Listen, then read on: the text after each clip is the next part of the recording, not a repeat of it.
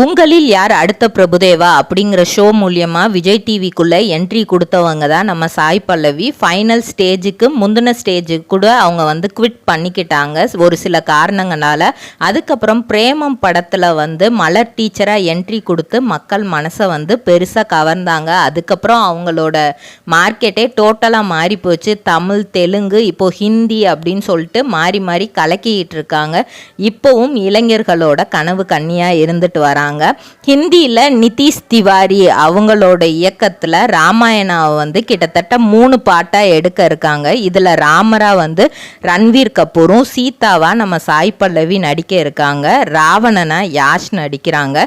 இதுக்கு இந்த படத்துக்காக வந்து சாய் பல்லவிக்கு கிட்டத்தட்ட 10 கோடி ரூபாய் வந்து சம்பளமாக கொடுக்க இருக்கிறதா தயாரிப்பாளர்கள் வந்து சொல்லியிருக்கிறாங்க.